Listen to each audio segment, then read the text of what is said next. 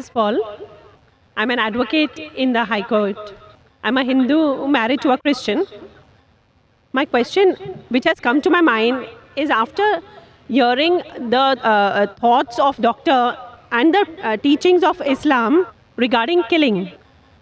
If killing is strictly prohibited in Islam, why don't the Muslim spiritual leaders openly criticize and unitedly fight the killings going on in the name of jihad? How can Muslims allow Islam to be misused and misquoted by a few of those Muslims who are maligning the name of the entire community in the entire world? Asked a very good question. She said that she was impressed with the teaching of Islam, that Islam is against killing innocent human beings. But how come all the Muslim leaders don't get together and condemn the killing that's going on in the name of jihad?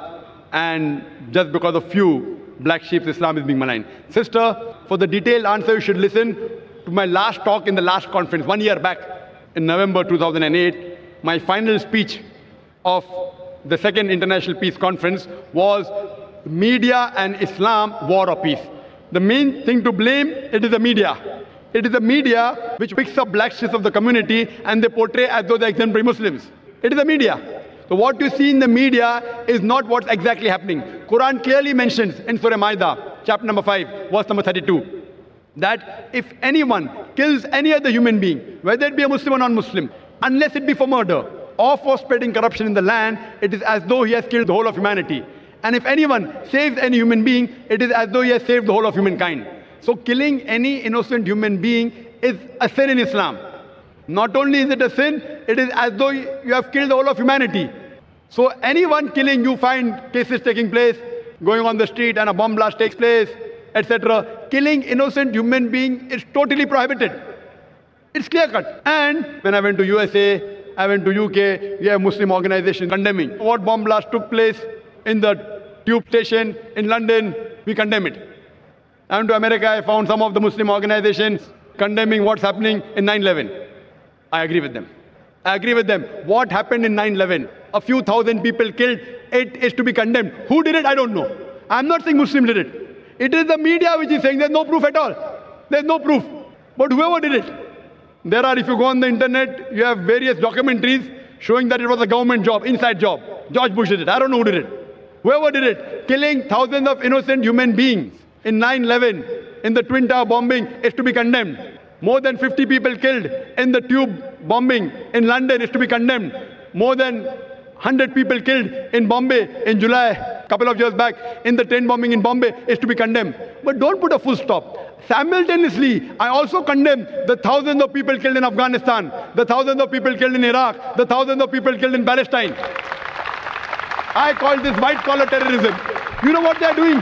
They are giving missiles. They are sending bombs. There in Palestine, they are fighting with stones.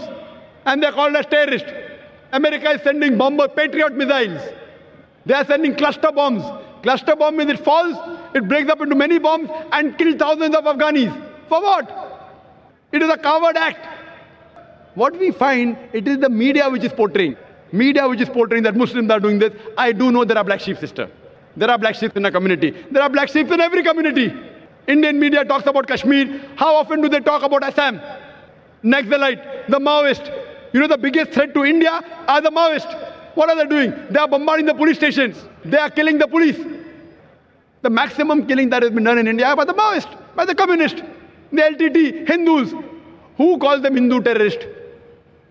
You go to Assam, the Christian terrorist. When the Hindus do it, you call it LTTE. Liberation Tamil Tigers.